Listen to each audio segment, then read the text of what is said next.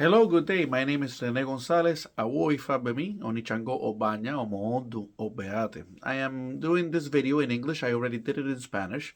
And the reason I'm doing it is because this issue of energy and the concept of animal sacrifice and its future development seems to be exploding on the web. I'm noticing a lot of important figures in Isheshe Ifa, in West African Ifa, discussing the subject. It's a subject that we've discussed at my particular WhatsApp group. I have over 165 Babalawos from Venezuela, from Panama, the United States, Cuba, Puerto Rico, all around the world, France, Spain, Italy, even Switzerland. I think we have one in Switzerland. So this is a topic that is being discussed more and more because we're entering an age in the world where a lot of nations are discussing the situation of animal rights and the issue of the place of animal sacrifice in religious practices. This is an issue that will affect Muslims. It will affect Jewish people. It will affect Afro-descendant religions, any of the ATRs, African traditional religions, all around the world. So it needs to be discussed. There's a tendency sometimes to want to sweep things under the rug, so to speak, and not have to discuss things because they may be uncomfortable or unpalatable to the majority audiences. In this case, most of the countries where we live in either are Christian nations or are Muslim nations or nations where atheism or basically no practice, agnostic practices seems to be the majority in combination. And our practices seem to be more in the minority. Even in nations like Benin, only 20 or 30% of the people practice the traditional religions. In Cuba, the numbers are more around 40 or 50, but the Cuban Constitution and the Cuban society is communist in nature, so a lot of the concepts of European political and legal thought are still involved there. So where does that leave us with animal sacrifice? There's been people who have argued that we should throw away animal sacrifice and use symbolic sacrifice. I've read some things from the professor Moyo Okediji and other African Ifa practitioners. And I have a disagreement with them because I do believe that animal sacrifice has a place still in our traditions because of the energetic transmissions that occur in the initiations. But in order to be able to get to that topic first, we first have to have understood very well, why do we use animal sacrifice? Why is animal sacrifice even used in any of the Afro-descendant religions? I'm going to speak specifically about Ifa, but this can be easily applicable to Voodoo in Haiti, 21 divisions in Dominican Republic, Palo Mayombe, the Bantu Congo religion in Cuba, Candomblé in Brazil. They all apply. But I am a Lukumi Ifa practitioner. I am an Omodu, a Babalawo in the Lukumi Ifa tradition. So let's first understand energy. Where does the energy come from for everything that lives on the earth? What is the cycle of life? We all know that the sun is the provider of electricity. Or I'm sorry, the energy, not electricity. I'm already getting ahead and thinking on the concept of energy transfer. So the sun provides energy. The plants, through chlorophyll, through the process of photosynthesis, capture the energy from the sun and store it in their blood. And their blood is basically the chlorophyll, okay? The chlorophyll, or the plants, are eaten by herbivores, animals that eat plants. Carnivore animals, animals that eat other animals, eat the animals that have already eaten the plants and receive the energy from that consuming of the meat of the herbivore. And ultimately, humans, we eat herbivore animals, we eat carnivore animals, as far as I understand, most of the herbivore, but some carnivore animals, and we eat plants. We get the energy source from all the different types of living creatures. If at any point there's a interruption in this energy cycle or this energy chain, we, the human beings, will pass away. If the bees don't pollinate, there's no plants. If there's no plants, there's no herbivores getting their food. If the herbivores don't exist, the carnivores don't get their food. And then we humans, which are at the top of the food chain, don't get any we don't get any food, so we don't survive. So the concept of energy as part of the cycle of life of nature is very present in Ifa tradition. The Ifa practitioners believe that the sun is, at least in the Lukumi Ifa tradition, I believe it is similar or the same in the Nigerian Ifa tradition. The sun, which we called Olorum, which means the owner of Orum, Orum being the dimension of the ancestors, the spirit world, let's put it that way. The owner of the spirit world, the owner of the dimension of the ancestors, okay?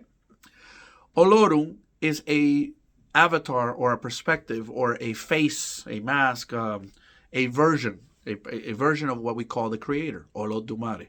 So from our vantage point, the sun is God, or the sun is part of God, a part of God. And as a life-giving part of God, the energy that we receive from Olorun is important for our survival, and it's also important for our religious traditions.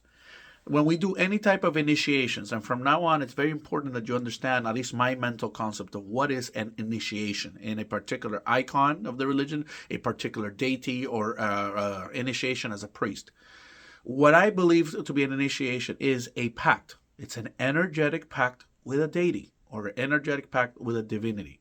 When we do an initiation of a person in what's called in Cuba Santo, what's called in Nigeria Idoshu, or Yoko Osha in Cuba, it is a ceremony directly linking the energy of a divinity. And a divinity in this case is a higher elevated spiritual being. Let's call it that way so we have an understanding of it. There's regular spirits, people who are as deceased, our grandparents, the best friend who passed away. Those people live in a lower level of Orun, a lower energetic level of this dimension of the ancestors. But in the higher levels of these dimension of the ancestors, Orun, exist these very highly elevated entities. Some of them are deified ancestors, meaning ascended masters, or ancestors who have, by their different reincarnations, reached a higher level. And some of them are direct creations of Olodumare. They were never humans. They were always higher spiritual entities. I believe, and I could be wrong, the Nigerian Ifa practitioners can correct me, but they have the term Irunmole for those type of deities. Okay? So when a human being is going to perform an energetic pact with one of these Irunmole or one of these Orishas, one of these higher elevated spiritual beings, we need a spiritual, an energy transfer in the process. How do we do that? Any type of spiritual initiation, energetic pact with the divinity, always remember that, requires the energy from the vegetable world or the plant world, the mineral world, and the animal world. And there's a fourth aspect. We'll get to that. Let's start with the plant world. Whenever we do any type of initiations, whether we do it physically to the body of a person who is initiating, or we start preparing the icons, the physical icons. In this case, I'm going to take an example of an issue here. Let me see if I have an issue. Yeah. Right behind me, I have some issues. This is an issue from the Afro-Cuban tradition. So this would be an icon, okay? So if we're going to prepare this icon, we need to have the mineral world, in this case, the stone that you probably see here. And not all deities are going to look that way, but the issues in the Afro-Cuban tradition and sometimes in the Legba tradition of Benin and Dahomey, and Togo and Ghana, they will look very much like this. You need to have the mineral world, and that's that stone that's been specifically prepared, specifically asked with Okwele if it's a stone of Elegba for us or Eshu, etc. So this type of object will require that this entire object, when it's created, it needs to go through a process of being washed with specific plants to be able to get the energy of the chlorophyll. So in that case, those plants, which vary by lineage, but some of them are very similar to all lineage. Ewe dundun, el bledo blanco in Spanish. Ewe tete. I'm sorry, Ewe tete is the bledo blanco. Prodigiosa, or salva, siempre viva, is Ewe dundun. Atiponla, or etiponla. La peonía. Ewe ayo, and all the Ewe aye. All the different type of Ewe. Ewe means plants or herbs, okay? So these herbs have to be particularly prepared by Ifa priests, or all Orishas. All Orishas can do it as well for their particular rituals of Idoshu, or Yoko Osha, as we call it, the Idoshu, those type of ceremonies, initiations in the Orisha. So they have to be prepared, and it has to be specific plants that have to be broken up, squeezed, they have to be completely broken apart so that the chlorophyll can be broken out of their stems and other leaves and mixed into water, okay? And when that omiero, and we say in Spanish omiero, but the correct way is omiero. It literally means omi, water. As far as I understand, the word ero means calm or tranquil or fresh. So maybe fresh water or calm water or tranquil water. So it's another way for us, the way we conceive it in Latin America, of being a sacred water, like a holy water. The holy water of the faith is this mixture of herbs. And these herbs have to be put together, and they have to receive incantations. We'll get to the power because that's the fourth one, the power of incantation of the priests. Okay, so once that omiero is performed or prepared, this omiero is used to ritually wash the body of the initiates, or to ritually wash the actual icons, like I showed you, in particular an issue that I just pulled aside. It could be any deity. It could be Agayu, it could be Oshun, it could be Oya, it could be any deity. But every deity must undergo that omiero process, because we are preparing it energetically. We are charging it energetically. We're transmitting energy that originally came from where? Olorum. If you don't do that, we're missing the vegetable world, the plant world energy. The mineral world energy comes from the actual object. Whenever we do anything in the Ifa tradition, the Ifa Orisha tradition, which we import in Cuba, they call it the Lukumi Ifa tradition. In Nigeria, they call it Isheshe Ifa, but it's the Ifa tradition. We always have to use seeds, stones, pieces of wood, shells, material objects of nature. And these material objects of nature are representative of the deity in question. For example, it is very common when we talk about the deity Olokun. Olo means the owner of. Okun, the sea, the owner of the sea, the deity of the sea. When we talk about the deity, the very powerful deity of the sea, Olokun, it's obvious that it's going to have representation of the sea. We're going to have different types of shells. We're going to have coral reefs. We're going to have stones that have to do with the sea. If we're going to do, at least in the Afro-Cuban tradition, because it's different in the Isheshe tradition, if we're going to consecrate the icon of Oshun, we have to have stones from a river, because Oshun represents the river for us. If we're going to do an icon of Yemaya, we need to have stones of Yemaya, and so forth. And there's more secrets involved that I will not reveal. But we have to have the mineral world. If we don't have the mineral world, not only can we not have physical icons of the deities, which are like phones. Think of the icons as phones, energetic connections or network cables, okay? The phone to the deity. Because after we are prepared as priests or consecrated or have that energetic pact with the divinity done, we need to have an icon so that we can work with it, okay? And that's basically the physical manifestation. Not only can we not have icons if we don't have the mineral aspects, we don't have the seeds, we don't have the pieces of wood, we don't have the stones, we don't have the seashells and stuff like that. But when we actually do the idoshu, or we do the yoko ocha, as the Afro-Cubans call it, or hacer santo, making the saint or mounting the saint, that ceremony and other similar ceremonies like it cannot occur if the mineral aspects are not physically touched to certain parts of the human body, which I can't detail because they're part of the secrets. So when we do the rituals, the mineral part will be used as a conduit.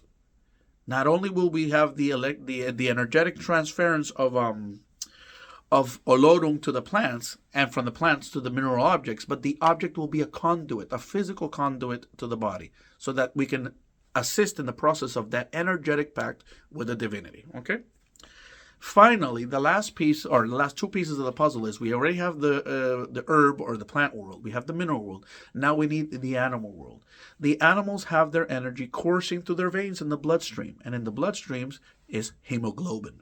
Hemoglobin is what allows us to oxygenate and to be able to continue to survive. A body without blood, which is the fluid, the vital fluid that allows nutrients and oxygen to flow through a body, without that vital fluid, basically the body dies. And once it dies, it begins to decay. It is bereft of energy. And you need that vital energy, which ultimately comes from where? The sun, once again, the creator, Olorum. That vital energy is captured in living beings. It used to be, and this is actually a reality, that in the Ifa tradition back in the 1800s in Nigeria, there were human sacrifices, just like it happened in the Aztec world, just like it happened in Asia. It was a part of human development. But obviously, for political and reasons in terms of clash of cultures, the British did not like the concept of animal sacrifice, and they forced themselves as colonizers of Nigeria to implement certain laws. I think it was around 1893 and 1895, somewhere around there, where they banned human sacrifices. Now, this put Nigerian Ifa priests in a bind. What to do? How do they continue their initiation without human sacrifices? This is captured, or this is recounted historically and mythologically in the Odu Iretemeji. Both traditions, the Afro-Cuban and the Isheshe tradition, talk about this in Iretemeji. And Iretemeji talks the story of when, basically there was a child that supposedly was the representative, a child that was a son of a Babalawos that had particular sexual relations with a woman, and he didn't want to kill his own child. So they had to go to Ifa. They had to counsel with Ifa. This is mythology, of course, but the message was important. The mythology tells us that this particular priest talked to the other priest. They didn't know what to do. They had never done initiation without human sacrifices. They had to sacrifice this child that had been born in a marketplace for the purpose of an initiation. So they went to Ifa. They took out their Ifa seeds. As with any question, they ask Ifa, the divination, the Dafa, as the Nigerians like to call it. And the Ifa divination revealed that Ifa was accepting, because of the verse that was revealed, or the story, the Itan or the Patakin, that was revealed, that Ifa happily accepted animal sacrifices in exchange or in substitution of the human sacrifice. So we already have this particular development of asking Ifa for a substitution. That's one of the suggestions that Professor Mojo Okediji and others are putting forward, that we should do the same process again, that we should ask Ifa, what should we do in terms of animal sacrifice? We'll get to that. But the important thing was that it was okay, at least in my viewpoint, that Ifa revealed this to the human beings at that time, because the hemoglobin is in human blood just as it is in animal blood. So Ifa could accept the animal sacrifice as a substitution to human sacrifices, because hemoglobin was present. Living vital fluid, living energy from Oloro was present in both types of creatures, animals and humans. So in that case, we now, for the last over 120, 130 years, in Cuba, there was no human sacrifices, but in Nigeria, it ended around 1895. At the very least, Ifa practices in Cuba and in Nigeria for the last 130 years haven't had a human sacrifice. All the initiations have been done with animal sacrifices, and they have worked. And the reason I believe they have worked is because you can extract the energy, the olorun energy, from the hemoglobin of animal sacrifice. You need that in particular rituals of initiations. Again, energy packs between the human being and the divinity, an alignment of both of their energies. The human body will receive blood sacrifice. I won't say where, I won't say how, but it does receive it. And the icons, like the one I showed of Eshu and the other icons, also receive blood sacrifice. We'll get to that. So in order to be able to have a complete and successful energy transference, a consecration, as it's religiously called, you need the vegetable or the plant world, you need the mineral world, and you need the animal world. This is the balance of nature. There is a reason to this. It's not because we use animals capriciously, or we use plants capriciously, or we use the mineral world capriciously. All of creation needs to be represented in order for this transference of energy to occur in the Idoshu, or in the Yokoocha, or in the Itefa, or any of the other type of initiations that we do in the faith. The last aspect, the one I think that binds together these three different worlds, is the energy of already consecrated priests. Now, one concept I forgot to mention early on is that what we call this energy in the Ifa tradition is Ashe.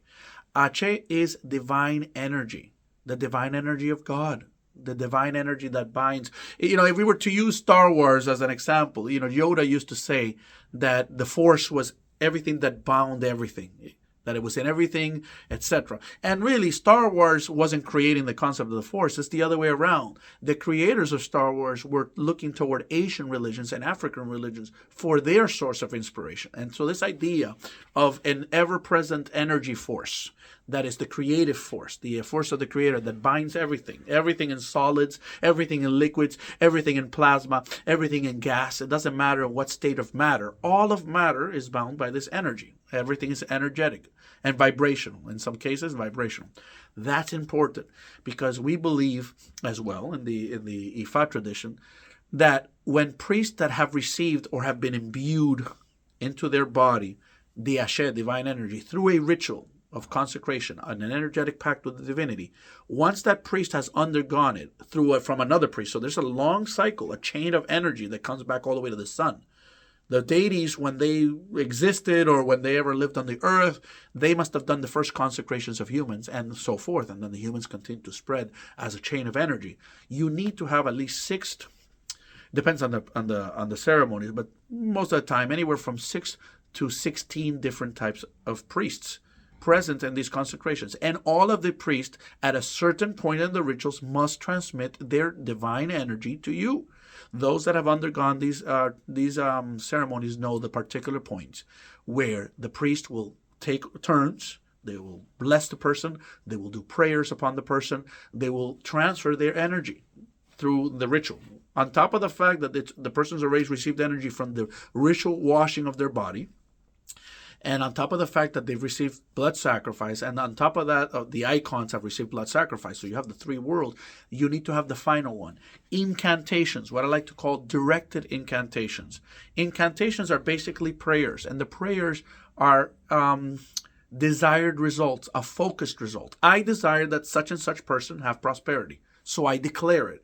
The declaration of this focused energy, coupled with the direct energy or the energy that I have imbued in my body from my consecrations, and it's very law of attraction minded, it allows everybody present to focus their energy, their third eye, their pineal gland, the ori inu, as the Nigerians call it, focus that particular transmitter. Let's think of it like a satellite.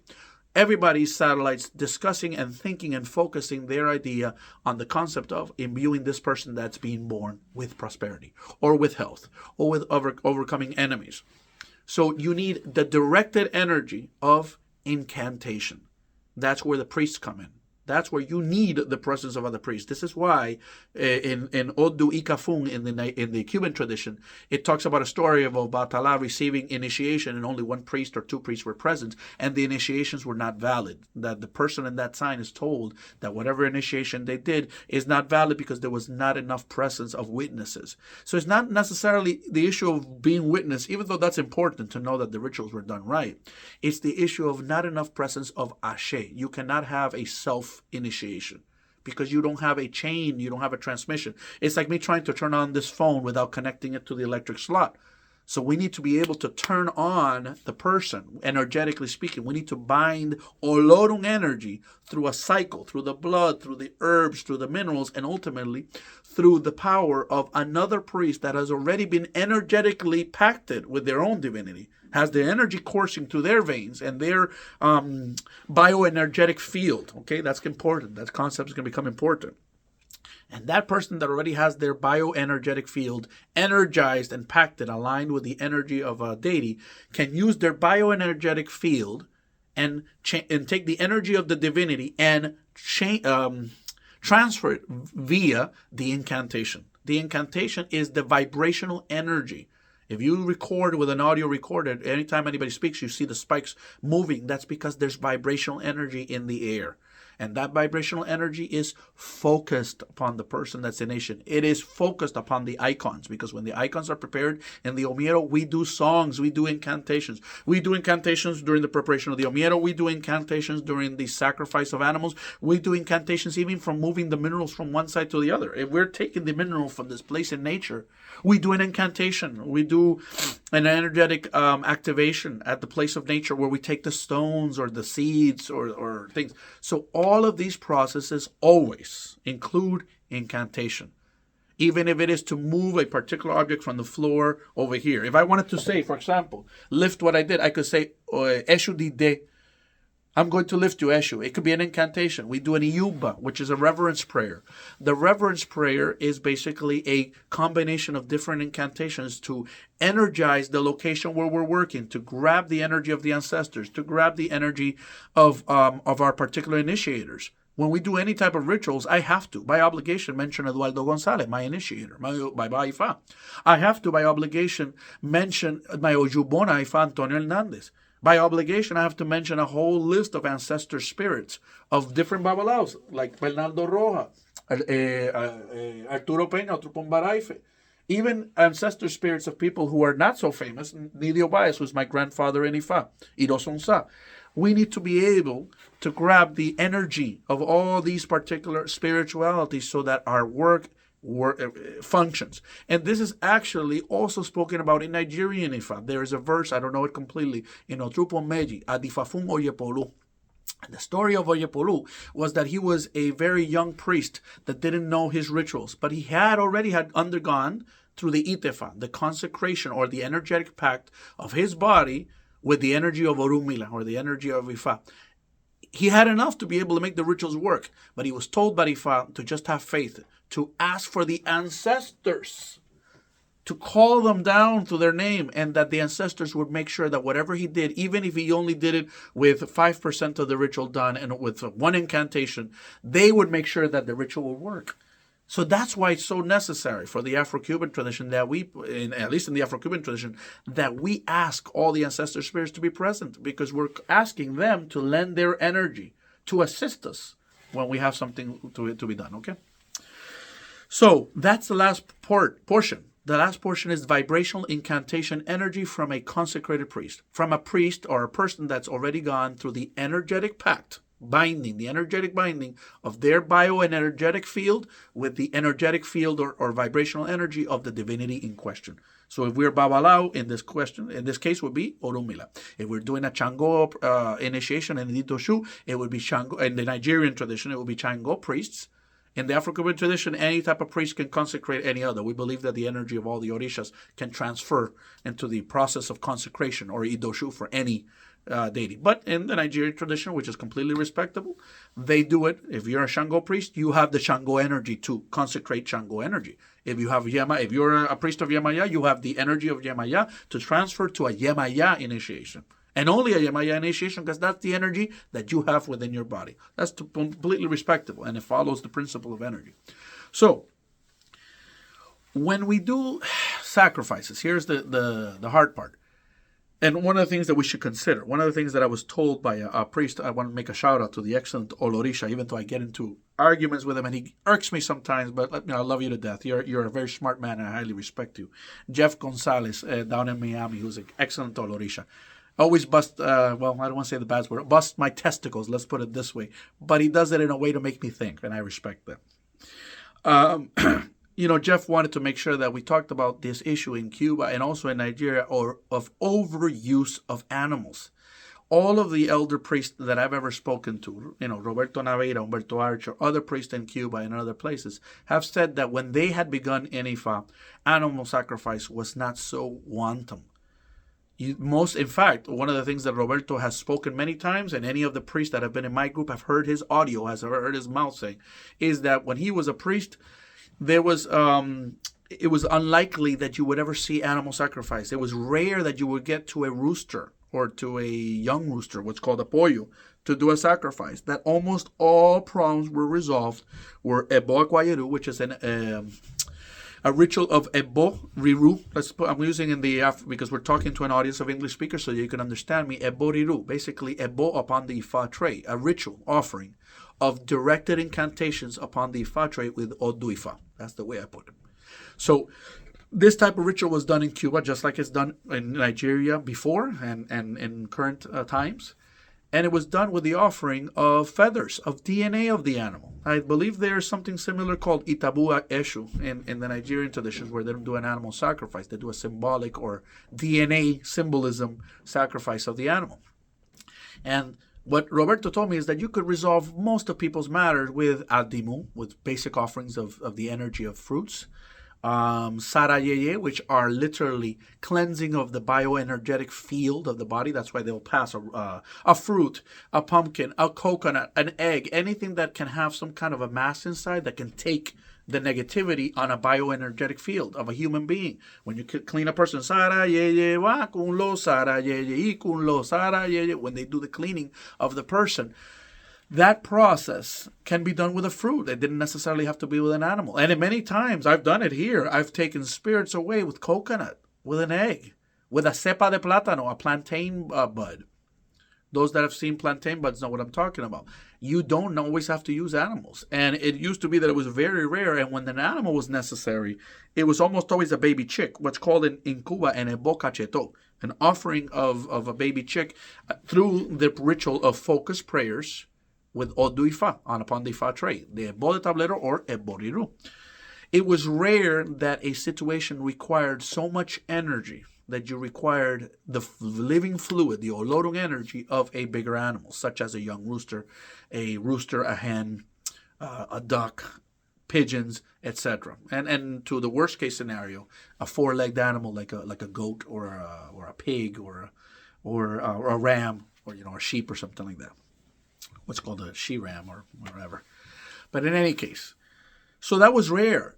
one of the theories proposed by some of my elders of why this began to be abused is basically the lack of knowledge of other ways of using energy to clean a person. Basically, that's a very scientific way of basically saying they didn't know their brujeria. They didn't know how to do obras. They didn't know how to use herbs. They didn't know how to use other things. A lot of younger priests, there's been a rise in number of Babalawos, but there's been a decrease in the quality of preparation and training of the Babalawos. So if you don't know how to employ, for example, a sarayeye with an herb or a branch instead of using animal, you're always going to try with the oracle to ask Ifa if it's okay to use an animal. And it'll almost always will say yes, because the energy in an animal will do the job. But it's like using a car battery to power your cell phone. You don't need a car battery to power your cell phone. You need a smaller battery. A smaller battery will suffice. A smaller object, an egg, a coconut, a herb, a bath with a certain herbs would have done the job. The energy in that would have been sufficient to clean. But because the person didn't know that you can do sarayeye with herbs, that you can do sarayeye with pumpkins, that you can do sarayeye with melons, that you can do sarayeye with eggs, that you can do all these type of bioenergetic field cleansings with all these type of objects, you always go for the car battery. You always go for the animal sacrifice. So it became part of the lack of knowledge. The other reason is it was a way to impress American tourists, people like that come from Puerto Rico, Venezuela, Mexico, or from the USA. The better way to impress them about their initiation was to show them that, look at all these animals we've sacrificed. Your initiation is very potent because we did 3 goats and we did 5 rams. It was a way to, unfortunately, play upon the ignorance of some of the people who were generally coming to Cuba to do their initiations. And unfortunately, if one person did it, the person next door did it, the neighbor would do it, and it became, unfortunately, tradition by osmosis. People see, monkey see, monkey do. As we say in the United States, people would see this and they would repeat the behavior. And that's why there are priests like myself who are arguing that we need to return more to the roots of Lukumi Ifa practice, and there are practitioners and priests like Mojo Okediji who are making a principled argument against blood sacrifice. I am not 100% in agreement with Mr. Okediji, but I understand where he's coming from, and we need to have the discussion. So, how do we deal with the situation of overuse of animal sacrifice and the situation of increasing prohibition of animal sacrifices in the Western world and many of the Western countries where a lot of practitioners, in the communities are growing? What do we do? I think I have a solution, and it's actually based on already 2 principles. The principle of Irete Meji, of asking Ifa. We already did it once. We can do it again. The second principle is the principle already shown by the Afro-Cuban tradition of substitution and replacement. In Cuba, we didn't have the ecuifa. We didn't have the wild rat that is usually used in the Nigerian tradition for ceremonies with Eshu in particular. But we had the jutia. And we had other animals. I know already that in Mexico and in Venezuela, they're starting to use the nutria or other rodents because the jutia cost $1,000 or $2,000 to get. They're so rare that it costs a lot of money. When you can get a nutria for $30, $40, $50, maybe $100, it's a lot cheaper and they're more prevalent. So people are using their logic. They're already substituting. They already understand that if the jutia was substituted in the first place by the slaves that came to Cuba, why can't the new nations in Venezuela, Colombia, Peru, Argentina, Panama, Puerto Rico, why can't the new community, the new diasporic Lukumi communities or Ifa tradition communities, Candomblé, Umbanda, etc., use other animals that are common to their particular environments and substitute? So that's the first principle. The second principle is that was the first principle. The second principle is the issue of symbolic representation of the animal through DNA. Why do we do Ebo Akwayeru? Why, when we perform Ebo Akwayeru in the Lukumi tradition, do we do hair of an animal or feathers of a bird animal? And we put those on the Ifa tray, we pray it so that we energetically charged it with the energy of the Odu Ifa and the incantation, the directed incantation, focused incantation power of a priest. Why do we do that? Because we believe that the DNA imprint of that animal already communicates to Orun what we want. We'll get to that in a moment. So we have that. We have the Ebo Aquayuru, which is born in the Odu Obara Bogbe in our Ethiopian Ifa tradition, in the Lukumi tradition. But we also have an Ebo that most people didn't know about. I actually learned about it from priest Eduardo Pavot. Shout out to an excellent priest. Very, very knowledgeable. He lives in Italy. And Mr. Pavot said that there's an Ebo in Okanayeko, and he was right, which is basically done when we can't sacrifice a bigger animal or the person doesn't have the resources to be able to pay for a particular Ebo. They can substitute that Ebo, if Ifa accepts it, with an Ebo that is listed in Okanayeku, Okanran Oyeku, in the Nigerian tradition. But it's in the Cuban tradition, corpus, which is basically an Ebo with a young rooster or a rooster to Eshu, and symbolic bone or feather, DNA representation of the other animals. So if I have to have 3 rams, but I can't afford 3 rams, I give a rooster to Eshu. But I'll have ram bone, and I will powder scratch, or pulverize a little bit of the bone so that it falls upon the Ifa tray and the package of the Ebo, or the receptacle where the Ebo is being performed, where the Eko, the food stuff, the porridge, the Ifa porridge is present, okay? And that represents the animal that we're trying to use. So in that sense, I understand where Mr. Moyo Okediji is coming from when he talks about symbolic animal sacrifice replacing actual animal sacrifice. But I'm in disagreement that we can completely change to a completely vegetarian or bloodless Ifa. What I'm suggesting is that we wed these ideas together. I think that there are animals in the West that most Western countries have no problem with allowing Ifa practitioners or other traditions to use for animal sacrifice. In fact, there are animals right now that are becoming plagues, mostly reptiles and amphibians or rodents that are becoming plagues in different cities or different zones. In my native Puerto Rico, the iguana reptiles are a plague through the island. There's special permission from the USDA, from the agencies involved with the United States, with animal protections and all those type of things of nature resources. They are allowing people to have special licenses. It doesn't cost anything. They just basically get it from the government, and they go out and they can hunt iguanas, as many as they want. I've seen videos of organizations and associations in Puerto Rico of people who go out to hunt the iguanas, and they sell their meat to providers. And the meat of the iguana is being prepared in street vendors. It's actually very good. I haven't had it yet, but I'm very interested in trying. They tell me it tastes like chicken, so I really do want to check it out. But they also sell the meat packaged in all the supermarkets in Puerto Rico. There's already companies, Puerto Rico companies, forming for the selling of iguana meats, and it's abundant because iguanas reproduce heavily. So why can't we use iguana hemoglobin? Why can't we use the blood of rats, mice, of guinea pigs, of other type of rodents that are easily available? Why can't we use the hemoglobin of jicoteas, turtles, of tortugas? Why can't we use the turtle blood, which is already used for chango, Ayakwa, kwan komiyo, ayakwa, konwe, ayakwa, olugosa, and ayakwa, kwan komi. We have an incantation specifically for the use of turtles with chango and with Osain and other deities, Eshu, Ogun, Ochosi. They all receive the hemoglobin already accepted. I think they all accept it, but the tradition, the understanding in the community between Olorishas and Ifa priests is that turtles are acceptable sacrifices in certain moments for these particular deities. Maybe some people would say, hey, well, not for Ochun, or not for Yamaya, or not for some other deity. But for some deities, it's acceptable. So my question is, if we already have these practices, why can't we ask Ifa if we are able to give hemoglobin from turtles, rodents, different types of rodents, different type of amphibians, lizards, iguana,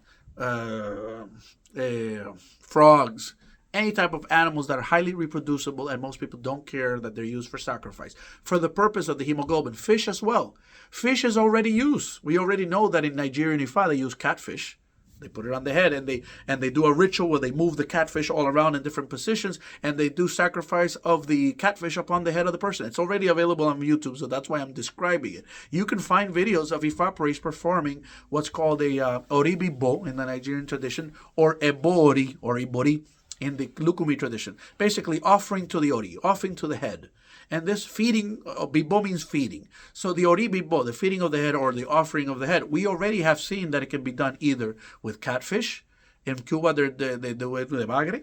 They do it with the guabina fish, or canafun. The old do canafun in the Cuban tradition talks about guabina fish. We have the use of the eyatutu, the red snapper fish, which is very common to Cuban society and waters. It's used for what's called oribibo with the head snapper. It's actually considered to be the most powerful. Oribibo is the head snapper.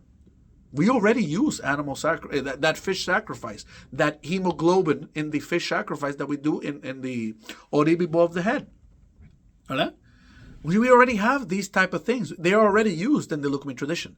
What I'm positing is, what if we were to ask Ifa, what if the Onife, the Awise Ifa, and all the higher Aragba of different traditions, Ileife, Oyo, Ibadan, or Derremo, Ijebu, or Shogbo, Ekiti, and all the places come together in some place that is localized. I'm talking specifically now to the Nigerian tradition, and I'll talk to the Cubans.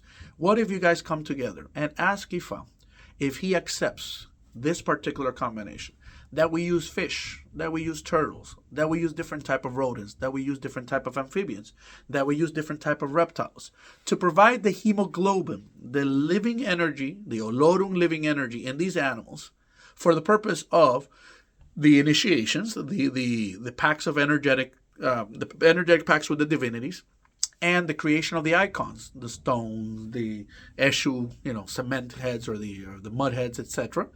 What if we use that living energy? But here's the kicker. I understand why there's a necessity to use the other animals, the hens, the roosters, the ram, the ducks, because each of these animals has a spiritual imprint. The Babalawo Enber Arbeláez of the secundarian, I think, tradition, the tradition of Popola, from Oyo, from Solaba de Popola, has done an excellent series of Spanish explanations of why we use the ayele, the pigeon, why we use the akuko, adie, the rooster, why we use adie, the hen, why do we use the kwekwaye, the duck. They all have a particular function. Pigeons are used for prosperity because they're in all the marketplaces. They have, they fly everywhere. They're everywhere. So they signify the spreading of wealth. Roosters are used for overcoming enemies because the rooster is an animal that never stops fighting. Have you ever seen a rooster fight? And so forth. If you want reproduction, a woman that can't give birth, you use or do a bow with a hen, because hens have massive amount of eggs. Or you will do it with I would posit that you could do it with iguanas, because iguanas reproduce massively. You use rabbits, because rabbits reproduce massively. So the idea is, the animal that you're using, their particular function or particular life personality or behavior in society, by observation, that particular behavior is what you can imprint upon the rituals so that it occurs for the client. If the client needs money, you do a bow with a pigeon. If the client needs to overcome an enemy or situation, you do a bow with a rooster.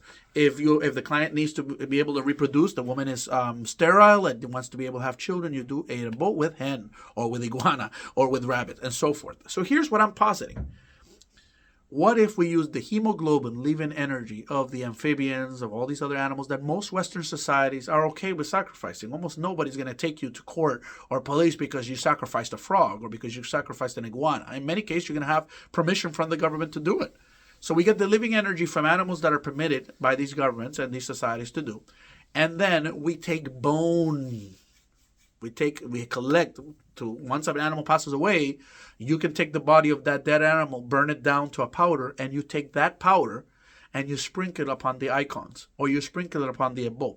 So you get the living hemoglobin energy from the animals that are acceptable, but you take the symbolic DNA imprint, the spiritual DNA imprint or the energetic imprint of that animal, from a hen, from a rooster, from a pigeon, from a ram, from a goat, for the purposes that we use those. And we do a substitution. We stop doing the animal sacrifices of rams, of goats, of roosters, of hens, or all of these other type of animals.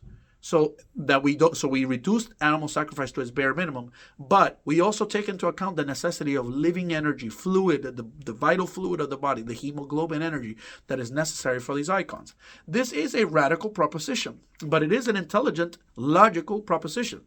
And it's a proposition that I think ultimately the elders of Nigeria need to come together in a televised or a transparently recorded divination with Ifa to ask Ifa if Ifa allows for this to occur. If IFA says it is okay, then we can change our traditions.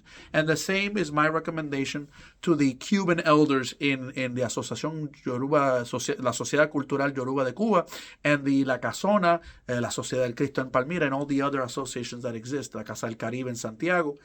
All these other associations in Cuba, the Sociedad Yoruba en Mexico, la Sociedad Templo Yoruba Morisha in Puerto Rico, ANSI in Venezuela, all these different already respected associations of IFA, Ocambi, I don't want to forget in Panama, Saludos Albi, and all the people over there. We can have the Babalawos come together and ask the same question. Can we replace the giving of blood, of these animals by only limiting it to the hemoglobin of reptiles, of amphibians, of rodents, and of fish, and using the symbolic imprint energy of rams, goats, ducks, hens, roosters, for the purposes that we already know that they use. In other words, expand the Okanayekun Ebo. We already have it in Okanayekun. We already have this concept in Obarabobe, the Ebo Aquayiru, and it works. Everybody who's a Babalawo who has ever done a Boaquayero knows that it works. It's worked for a lot of my clients. So can we expand this already functioning template or framework and use it for the initiations and the creation of the icons so that we can give birth to, in the future, Ochun with maybe an animal that swims in the river. Maybe some kind of a reptile that swims a river. Maybe some fish that swims the river to represent the river. Maybe a fish or an animal that swims in the waters of the sea for Yemaya.